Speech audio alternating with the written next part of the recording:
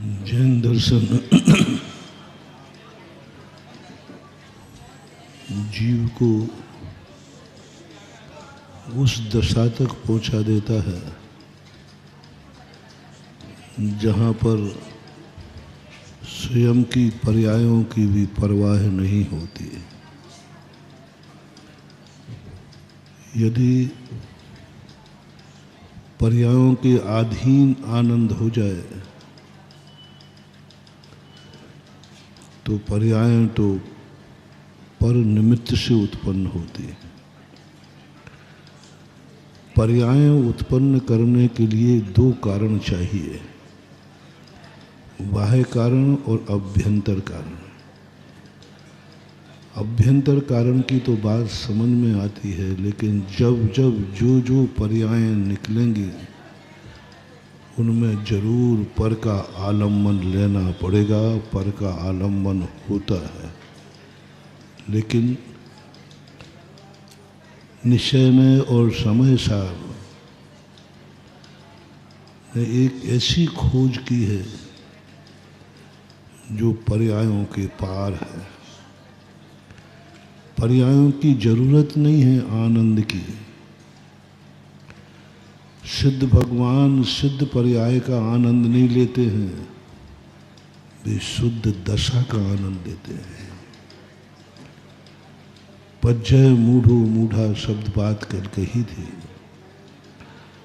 उन्हें सिद्ध पर्याय का आनंद नहीं आता है, वो तो व्यंजन पर्याय है। उन्हें अपने आकार का आनंद नहीं आता है, वो तो पर्याय है। जैसे हमें आनंद आता है कि हम इतने आकार वाले हैं, इस प्रकार वाले हैं, उन्हें आकार नहीं दिखता। झलकता जरूर है आकार, लेकिन अनुभव में नहीं आता।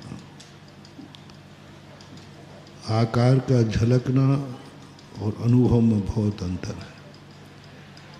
केवली भगवान को अपने अनंत गुण ज्ञान में झलकते हैं, लेकिन उनके अनुभव में नहीं आते।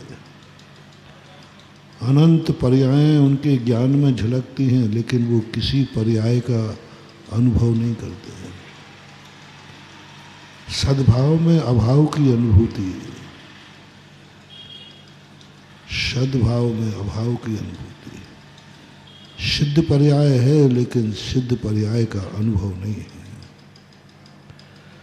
अनंत पर्याय शुद्ध हो चुकी हैं, लेकिन उनका अनुभव नहीं है। वो मात्र द्रव्य का आनंद ले रहे हैं, दशा का आनंद ले रहे हैं। उनकी दशा इतनी निर्मल हो गई है कि वो पर्याय अपने आप प्रकट होती रहती हैं, मिटती रहती हैं, बनती रहती हैं, लेकिन वे अपनी दशा में मग्न रहते हैं। बार बार कुंद स्वामी ने शास्त्रों में नियम सार में तो स्पष्ट कह दिया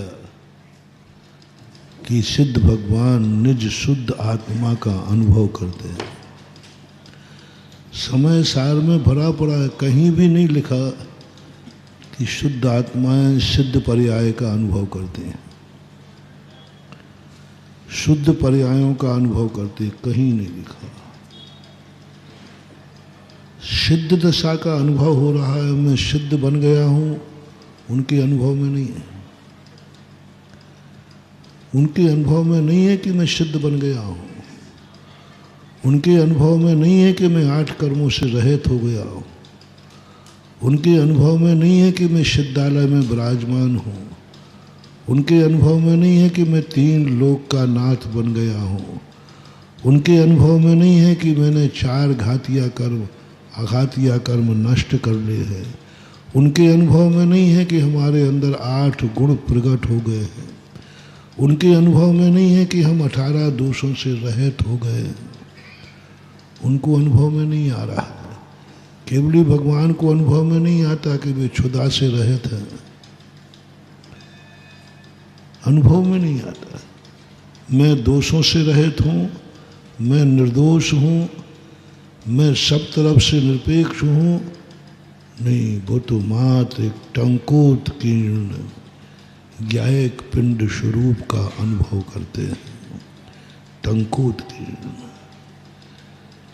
जो परिवर्तनशील नहीं है। अब वो टंकोत किरण क्या है? जब संसार अवस्था में हमें निश्चय नय का आलम्ब लेना पड़ेगा, और जब शुद्ध हो जाएंगे तो नयों का आलम्ब नहीं, वह साक्षात अनुभव में आ जाएगा, साक्षात अनुभव में आएगा।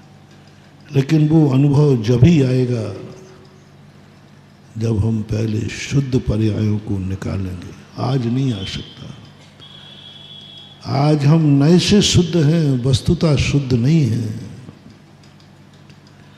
नए से शुद्ध हैं।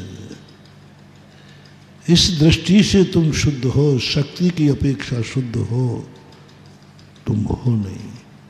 गेहूं में रोटी है लेकिन गेहूं रोटी नहीं है। गेहूं में रोटी का आनंद नहीं आएगा। गेहूं में रोटी है लेकिन वो रोटी का आनंद नहीं, रोटी का फल नहीं, रोटी का स्वरूप नहीं, कुछ नहीं मिलेगा। तुम्हें जो दुख मिलेगा वो गेहूं का मिलेगा। यदि तुमने कहा इसमें रोटी है तो मैं क्यों बनाऊं, गेहूं खा लो सीधा, तो पेट में दर्द हो जाएगा है? फिर डॉक्टर साहब के कहेंगे इधर आ जाओ। बोले क्या बात हो गई? बोले साहब हमने सुना कि रोटी, गेहूं में रोटी तो है ही, काय को बनाने के चक्कर में पड़े, खा लो, वो तो रोटी का फल तो अपने आप नहीं। डॉक्टर कहेगा तुमने मूर्खता की। ऐसा ही वस्तु तत्व है महानुभाव। हम निश्चय नय से शुद्ध हैं, हम निश्चय नय से शुद्ध हैं। अब क्यों व्यक्त करूं, क्यों पर्यायों को उद्घाटित करूं, क्या लेना देना है? मैं तो शुद्ध में लीन होता हूँ। पेट में दर्द हो जाएगा, फिर गुरु के पास आओगे, महाराज जी मैंने शुद्ध तत्व का अनुभव किया और मेरे पेट में दर्द हो गया, मेरी आत्मा दुर्गति में पड़ गई। तो गुरु डॉक्टर कहेंगे इधर आ जाओ, तुमने यही गलती की। हमने जानने को कहा था, तुमने खा लिया। हमने क्या कहा था? गेहूं में रोटी है, ऐसा जानो, ऐसा जानो। जान दी कुंद कुंद बार बार कहते हैं, ऐसा जानो तुम कि गेहूं में रोटी है लेकिन तुमने तो खा लिया। यही तुम्हारी सबसे बड़ी भूल हुई।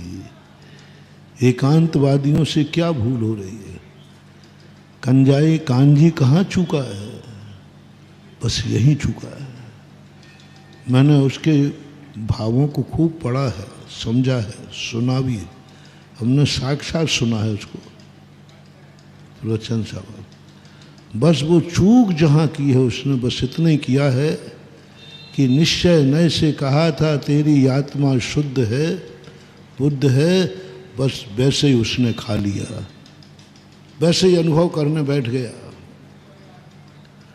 अनुभव करने बैठ गया कि जब रोटी है इसमें आत्मा में शुद्ध है तो मैं शुद्ध को जानता हूँ, मैं शुद्ध में लीन होता हूँ, मैं शुद्ध का आनंद लेता हूँ।